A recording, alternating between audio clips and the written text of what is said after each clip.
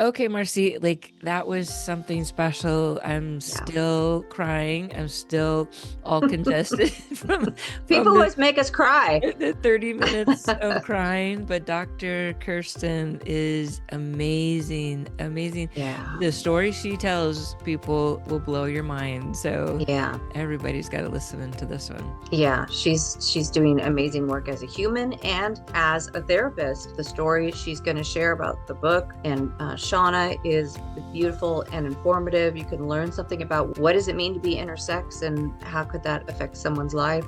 We're going to have some tough conversations. We're going to have some meaningful conversation, but it's a beautiful episode. I hope you will enjoy it as much as we enjoyed having the conversation. The world is a lot right now. Are you feeling it? We all need new tools to help us walk through the chaos with grace, ease, and compassion for each other and for ourselves. In this podcast, you'll hear from parents, educators, and other experts who can bring perspective to the monumental job of parenting. It's time to level up and be warriors for our kids and our communities. This is the Warrior Parent Podcast. I'm Marci Mitchell. And I'm Debbie DeMano. As parents, we understand that it really does take a village to raise our kids. We hope that this podcast serves to create and support that community for you. Join us as we discuss and practice our core tools, which are proven mind-body techniques that can be used by anyone to improve your life on a daily basis.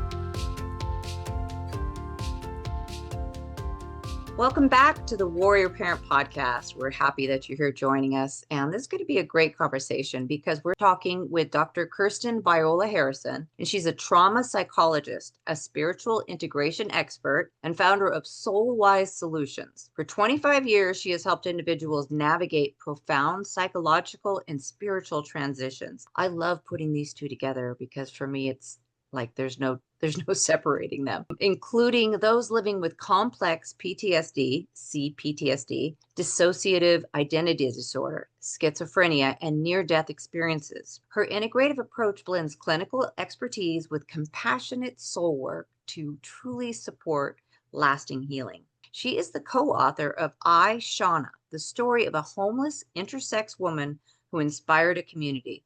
It's the true account of Seana Smith, an intersex woman with schizophrenia whose life defies stigma and inspires change.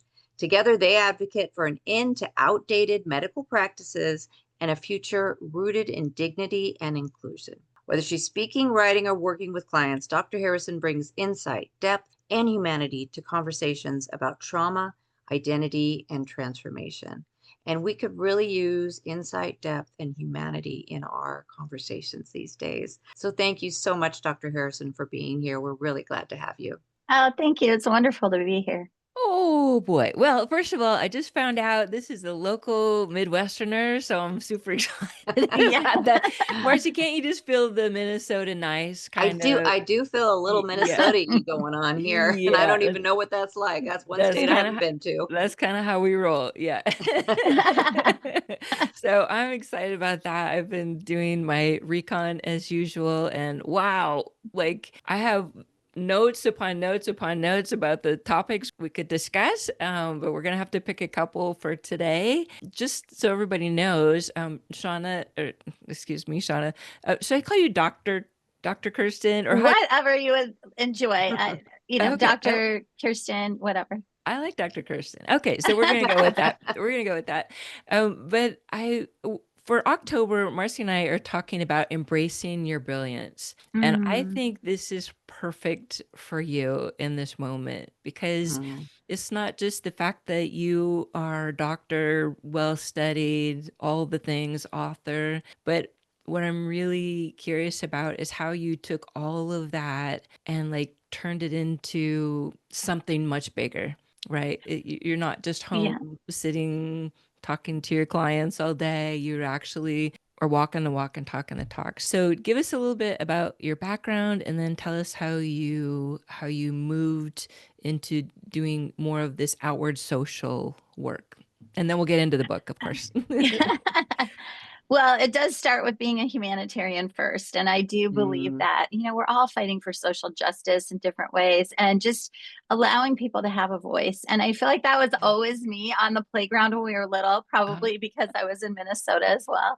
The stragglers, the people who weren't playing, in the group, I'd always kind of come and bring them in for joining. And mm, inevitably, it was a much better experience for everybody. So I think that yes. started really young, that sort of like need for inclusion. I was definitely taught by my parents, who were first generation European coming over, that it was so important to understand that we were world citizens and that everybody had a place and everybody belonged. So I think in my mm, early reading, it was all Uncle Tom's Cabin and Anne Frank, the usual.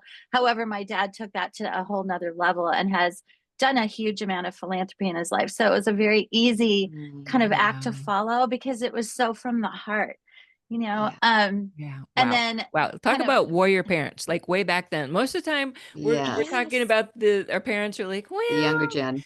yeah, like we maybe we don't want to Did do their all those best. things. Yeah, yeah. but lucky you. Lucky you. Wow, what an amazing legacy. Woo, yeah. Yeah. Absolutely. I mean, I could write 1,000 books about my parents. They're so incredible in terms of what they Wow. have done and how also. So, um, I'll kind of shift a little bit into the trauma piece. So, Yes. my mom and dad did grow up, of course, during World War II. They were kids, but they remember bombs. And my mom remembers, horrible things. And Hmm. that sort of always informed kind of like why it was so important to just embrace each day and give gratitude. And then when I was in high school, I was in a nice little private high school, and I met a guy that had come in new as a freshman, and I didn't realize, but his backstory has included or had included that he was adopted from an orphanage when he was 5. Um, and by well-meaning, Minnesota parents, and he didn't understand a lot about trauma. And he had had, of course, a lot of abuse and had, lived on the streets for a little bit. And so Mm. this was my first kind of like big boyfriend who ended up becoming my first husband, which is Oh, beautiful.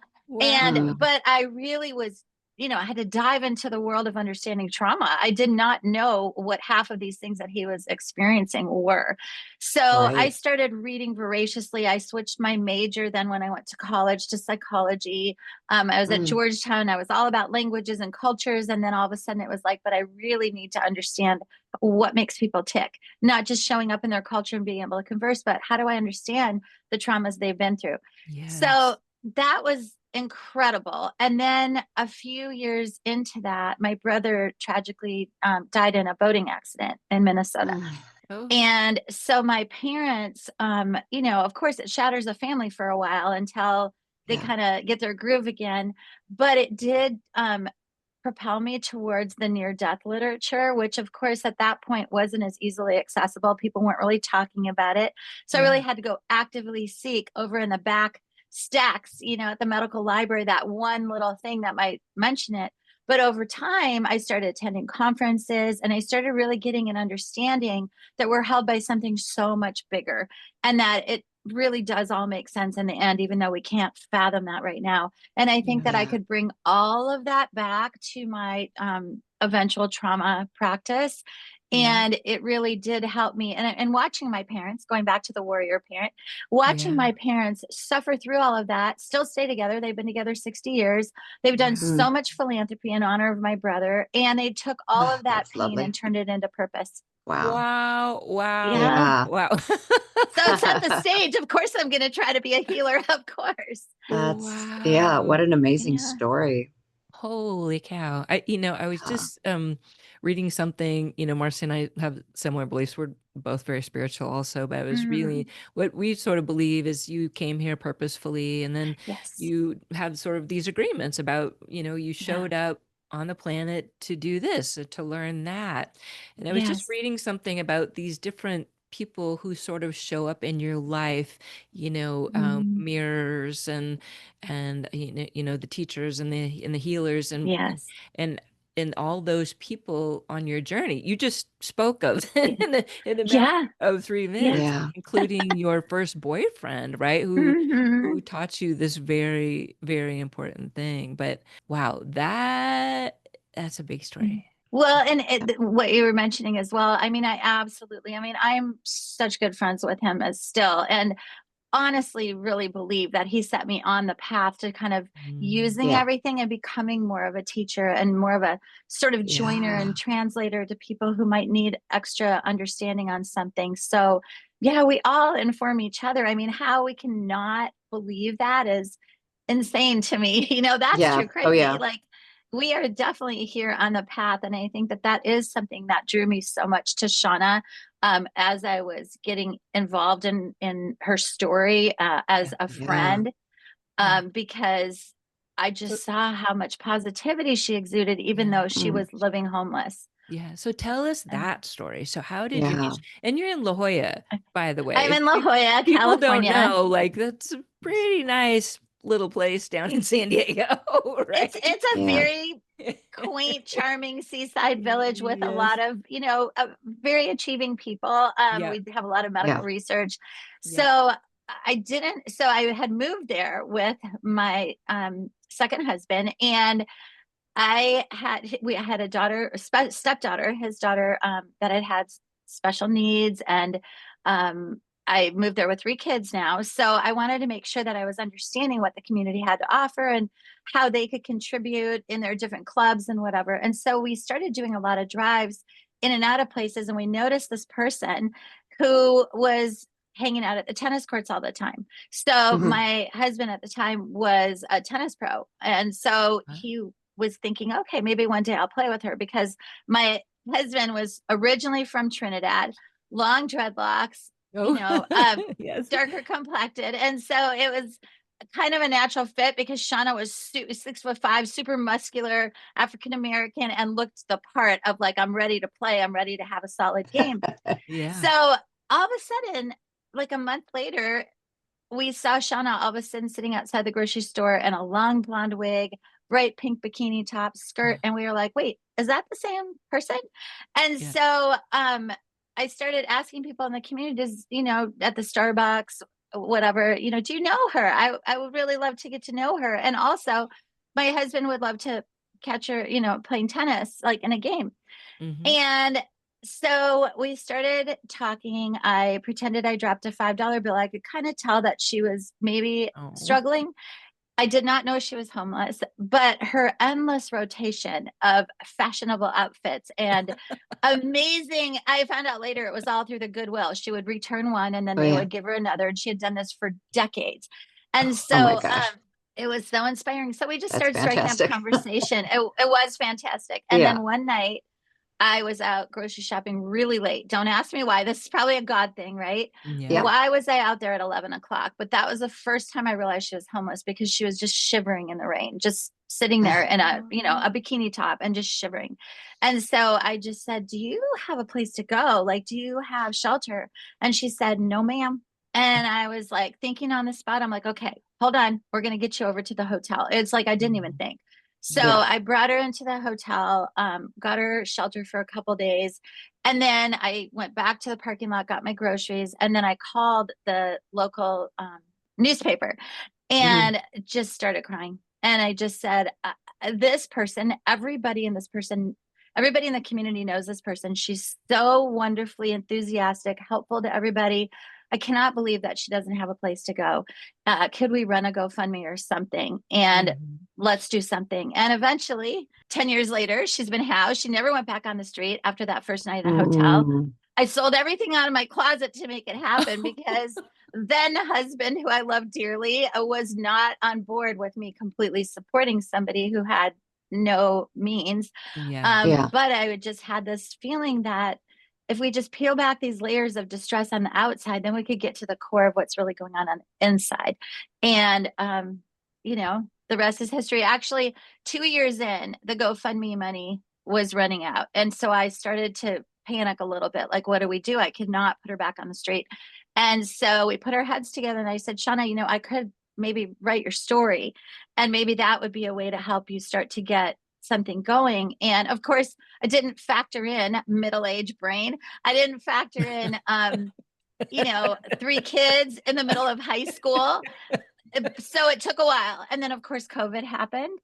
And then Mm. in 2019, I was given a really horrible prognosis. They said I had a year to live, and it was really traumatic. And it ends up being erroneous. They were wrong. They took a Oh, biopsy and they were wrong, completely wrong. But this is after Wow. I had to process that with my family, with my kids. But the reason I bring that up is, and I'm good. I have something, but it's not that bad. Yeah. I bring it up because Seana was there for me every day, every moment. She was sending beautiful texts. She was as much a friend as anyone in my circle. She was incredible. And so I just feel like if you take a chance on people, you never know how these things also come back around, right? Yeah. Like I started depending on that happy, cheerful, and Shauna's very Christian, very, very godlike. And so mhm, just these happy moments really brightened my day. So, mhm. and gave me hope. Mm. Wow. Yeah. Yeah. Wow. So Wow. it's incredible. It's She's a wonderful person. it's fascinating how, you know, and I think Marci and I know this too, but you go thinking, oh, you're helping someone, you're doing this, you're doing that. And Marci, by the way, has some stories about this. Like she's taking them all in, Oh, and Ah, her whole picking family is people up. got a little freaked out because they're all like yeah, showing up at the kitchen table, and she's got some totally relate. stories. She'll pull them right off the street. But Love I'm it. kind of I not can as relate. yeah, I'm not as brave as her. I wish I could be, but meanwhile, what ends up happening is the end result is you're the one that gets the gift in all of it, Yes, Yeah. yes, right? absolutely. I want to just say amen because it's so, so true. And just Yeah. the way that, I had no idea I was going to have it in me to write a book. 342 pages later, here we are, right? I wrote a Yeah. dissertation, 486 pages. I knew I could do it. But Yeah, again, as we get older, it's like the energy to be able to do that, the time yeah, to be able to do that. But I was so Yeah. inspired. I thought if she can live on cardboard for 8 years, and she can deal Wow. with mental illness and the constant voices that are always, trying to get attention yeah, in her head. yeah. I can do Yeah. this. So Yeah. yeah, yeah. Wow. Yeah. So I have a number of questions about Shauna. Um, Yes. so would love for you to explain what intersex means. So for anyone who's listening and understand, kind of just give some background on that and Yeah. how what that means and how it's been relevant for Shauna in her life. Okay, so it gets complicated with her because of her schizophrenia. So, what I Mm. understand from going through the backstory and talking with some family members who we did find 17 years later, which is incredible, Wow. that as a child, she had what was called ambiguous genitalia. So, of course, Mhm. I don't know how much kids are comparing with each other, but she knew something was a little off, but she didn't know what, and sort of dismissed it. She Mhm. thinks that she recalls being teased certain kind of nicknames, Little Hermie, because we used to call somebody with ambiguous genitalia or more half male, half female, more hermaphrodite. However, Mhm. it's not quite that cut and dry. Mhm. And then Nothing ever she, is, right? no, never. And then she just always felt something was different. She was in a very, very religious family. Nobody talked about things. Her Yeah. brother had passed away from AIDS. He had been gay. So it was extremely Mm. hush hush. Anything to do with orientation or gender, that was just not Yeah. spoken about. She got little clues along the way in college, but she eventually also had, it's probably a schizophrenic break is what I can put together in college. And then that led her to the Mm. mental health center. And then eventually, many steps down, it kind of like ended up where she was living on the street and then got the homeless outreach team police department to take her to the gay and lesbian center, and that's where they identified intersex, and they had her Wow. with the doctor that worked at the gay and lesbian center, very informed doctor, wonderful doctor. And then she started having support groups and things, so then she finally said, okay, now I get what was going on for me. Hey, we just wanted to take a quick moment to tell you about something very exciting that Debbie and I and our team have been working on for literally years. And that is our Cour Tools app, which is now available at the Google Play Store and at the Apple Store. And you can sign up for it now and you will get access to all the tools we've been talking about on the podcast. And if you're an early adopter of Cour Tools, you can get a VIP price for $49 for a lifetime. That's Lifetime. right. That's Buy it once and we'll keep Lifetime. updating it too. Yes, yes. So we're super excited about this. Go to Apple Store, go to Google Play, and purchase it now. Cour Tools, COUR, capital TOOLS. Go get it. So interestingly, also, we started a TikTok account for her. And of course, I know nothing about any of these things. And she got 1 million views on this one video, 1 million. Wow. But it had everything to do with the intersex. And people were having all this dialogue back and forth. Well, what are you talking about? Wait a second. Don't insult her. And oh my gosh, didn't your mama teach you right? And it was like back and forth, back and forth. But the bottom line was, what are we dealing with? What is this? And how did you not know till you were much older? But Right. it's like there was not a There was no label or support there. vernacular. Exactly. No support. Yeah. Exactly. And I know that, sometimes when a child is born intersex, there's a decision made at birth that, between the doctor and the parents. Well, what do we want to do here? And they'll actually, maybe perform some sort of surgery, say, okay, we're choosing male or we're choosing female. Very arbitrary, obviously, because you have this infant. But and the intention is good. The intention is, let's spare them some of what Seana went through with this ambiguity, because but the reason is because there's so much judgment. Like, wouldn't it be better to stop the judgment and then let them decide, because you've got a lot going on, and let them come into who they are. We get so gender focused, and we want to put everyone in a box, and we want to say, it's a girl, it's a boy. And I have a transgender friend who, when everyone says, oh, we're having a girl, he'll always say, maybe. I love that. And why not let them come into that more? So that's interesting. And I don't know, you said you had to find the family after 17 years. So we probably don't know what were their conversations with the doctor originally. That would have been, especially in a very Christian family, it might have been like, oh, we're not going to discuss that, or we're going to just not deal with that. Yeah. I mean, she is, so we wrote this op-ed that ended up addressing the United Nations. Under Biden, they had proposed this wonderful inclusivity with intersex. And of course, it started getting threatened in the current political climate. And so we were encouraged to write an op-ed. And as I was interviewing Seana for that, she said, I'm so blessed that my parents didn't have to make a decision for me, that they decided that it would be my life's journey to figure things out.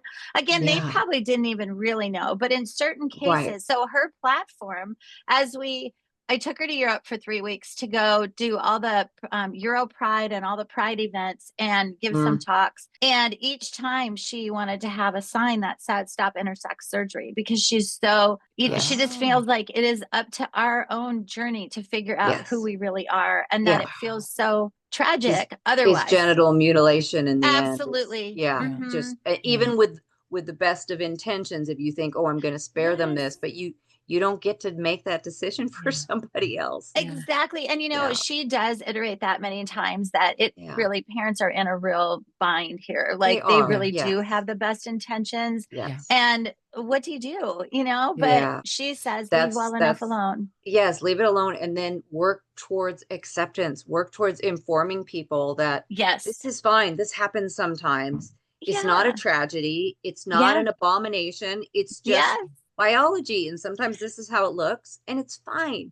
And just like you would let a child figure out the things they liked and who they want to be, let them figure this out too. And absolutely. There was a time that something happened in college. I don't know if somebody, back in the day, if people said, oh, things about pregnancy or whatever. And I remember that she told me that her parents sat her down and said, if anybody ever tells you like, oh, this is your baby, or it's not possible. And they didn't explain, but she was like, oh, okay, that's a clue that they knew something. So it was like little conversations like that would happen, but without context or follow-up. So she kind of had to figure it out on her own. And she was raised as a boy, basically. Was the name Sean? As Sean. She was raised as a boy, but because everybody always called her the gentle giant, and every teammate, she was a big time basketball player in college, and they just referred to her as a gentle giant. So she sees it as Seana was always there, this feminine part of her that was always there. So and when she did start to become more Seana on the outside. She said, Sean's had his moment for 50 years. It's time for Seana. So, and I love that. I love that too. I love that too. I am amazed by the level of thought, of inspiration, of sort of authenticity, even though like you're talking about schizophrenia, how does we haven't even someone really delved into that yet, have we?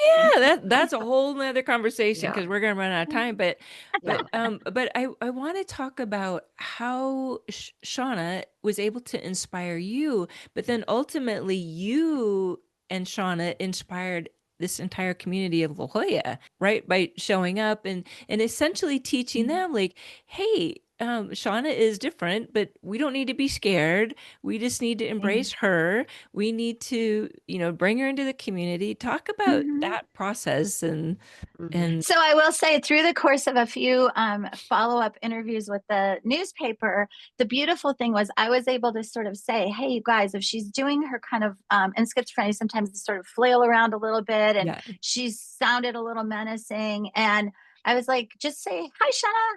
Hey, Shauna.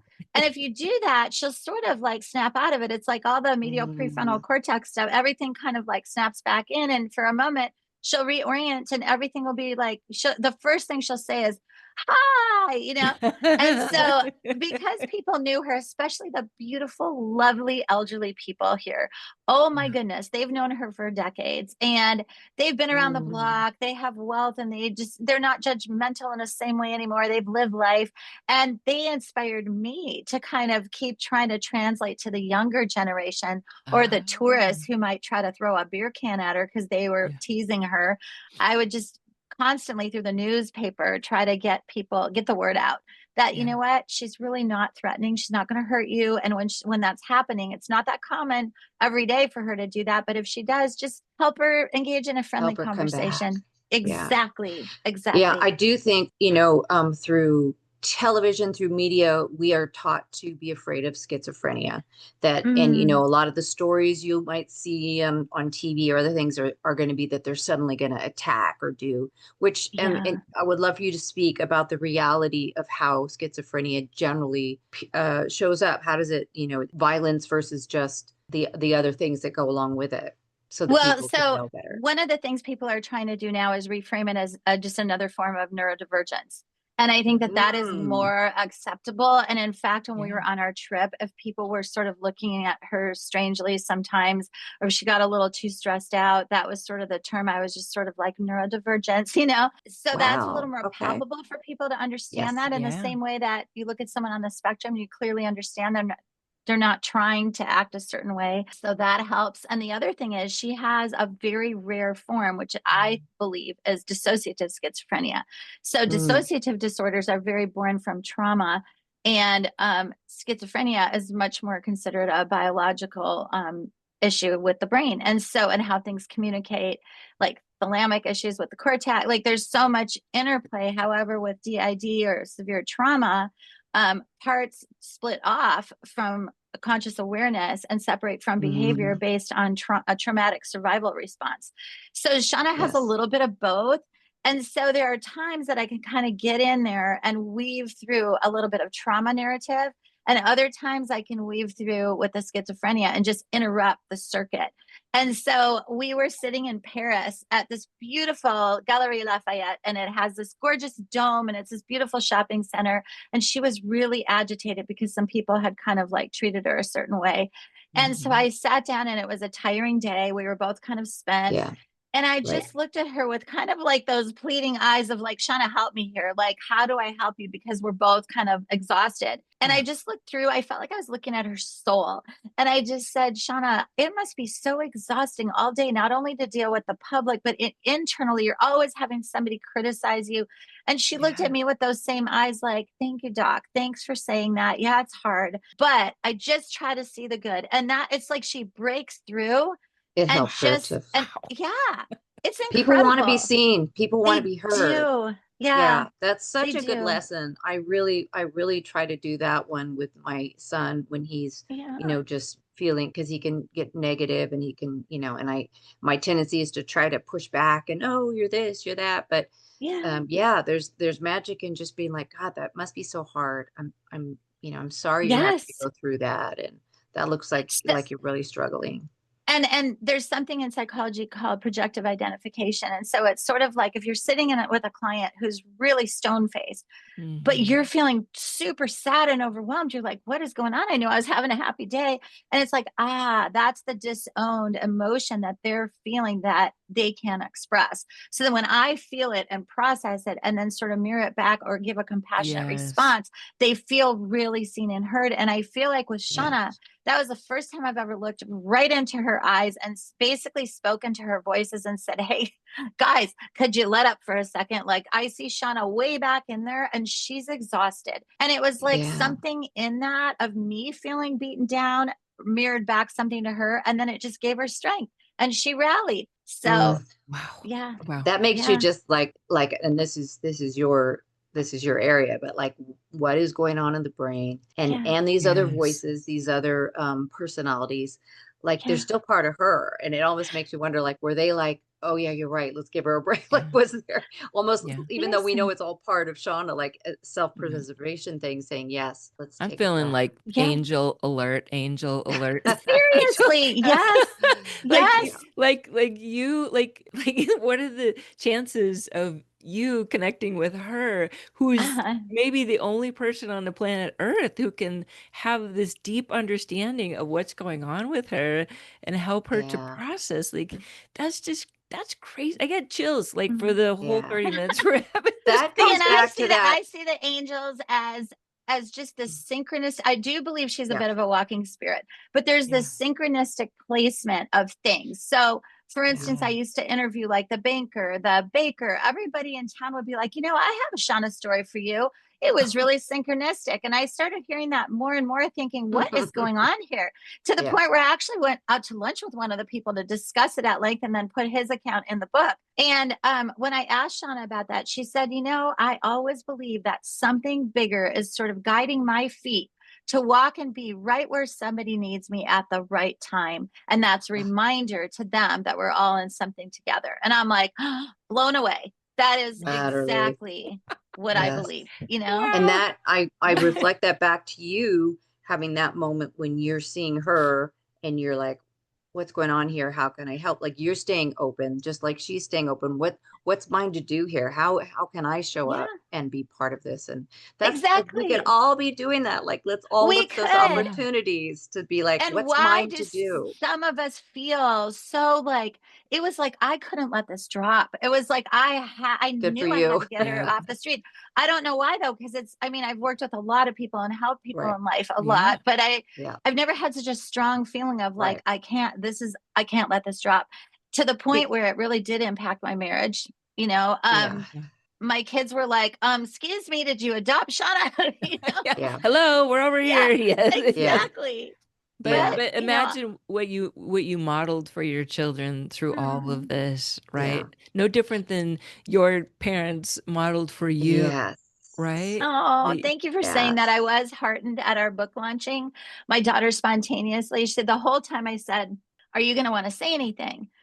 Other people are going to be talking about things. Do you want to say anything about your lived experience through this story?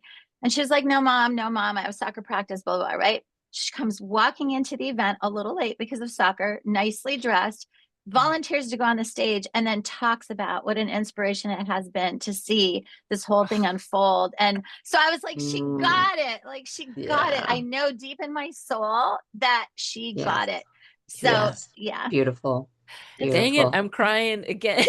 I feel like you're kind of making me. And I don't have Yeah. my Kleenexes here. It's all so good Ah, though. All right. It's that wow. I Yeah. mean, we need Wow. this. We need these uplifting stories and examples of the good that's out there, because there's so much of it and yet it's not getting the press. So So that I, is so true. What you're yeah. saying, what you were revealing a little bit as well is it's like we're all doing this in one form or another in our little Yeah. ways, whether it's going Yeah. to work at the animal shelter, whatever it is. And it Yeah. doesn't get press, nor are we necessarily seeking press. We're seeking Right. the message of, hey, just if it feels right and it feels like part of a bigger like wonderful energy, then just follow that, Right. Yeah. Right. Say yes to it. Stay open. Don't Yeah. second guess yourself. Don't start saying, well, what should I do? Yeah. Is it right? Like, should I drop money in that cup? Am I just innate? No, if you have an inclination to throw money in there, throw money in there and let the person decide however they're going to spend it. Yeah. Exactly. Or whatever the thing is, the good thing. Yeah.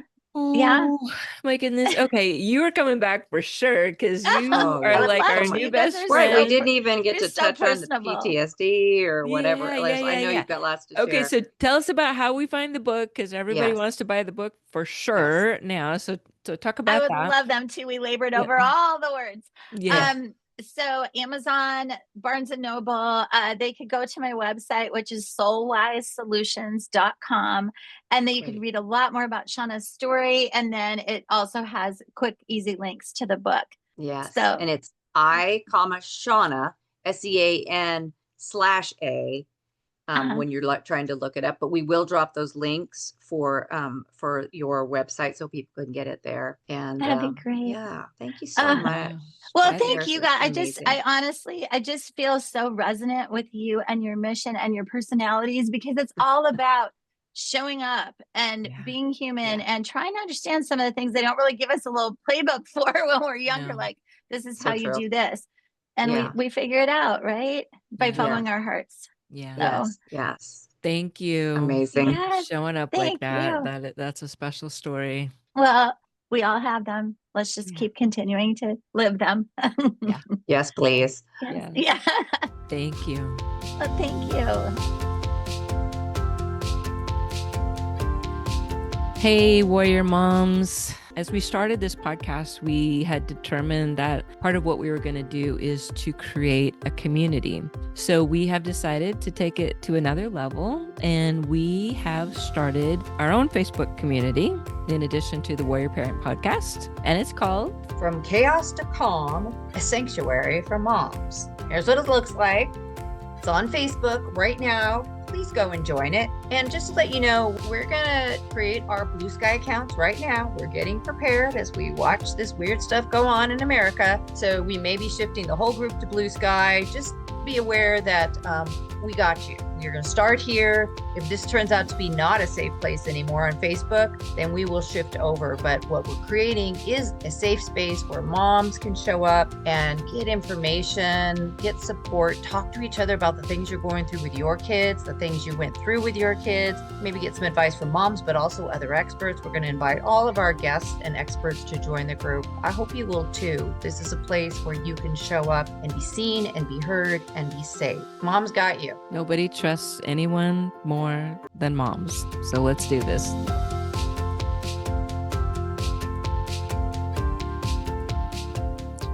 And now for your core mental health break.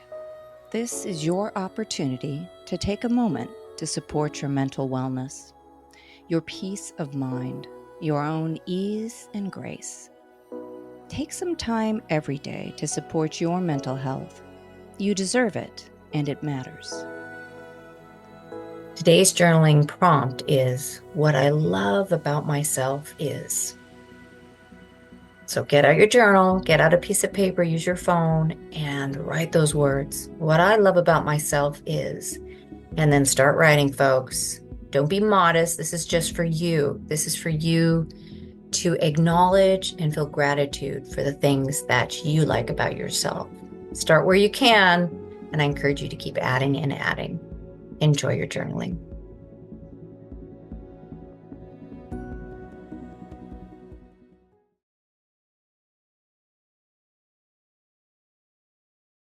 Thanks for listening to the Warrior Parent Podcast, which is a production of our nonprofit, Cour Experience, who also creates and distributes Cour tools. You can find us at courexperience.org. Make sure you join us next week for another informative conversation to help you and your family show up mindfully, purposefully, and joyfully with each other and in your community. Our Cour Tools platform consists of a number of proven tools and techniques that are designed to reduce stress, anxiety, and overwhelm in spite of what's going on in your world. We want to thank Samuel Hale, LLC, for sponsoring this podcast. Technical and marketing support comes from Inspire Your Brand. Our podcast editor is Justin Beeden. Opinions expressed by guests do not necessarily reflect those of the hosts, the producers, or the financial supporters. I'm Debbie DeMano. And I'm Marci Mitchell. Thanks for listening. If you resonate with the idea of creating a community to help support kids and families, won't you join us by following the podcast and sharing this episode? You can even write a review. It truly does take a village, and we appreciate you.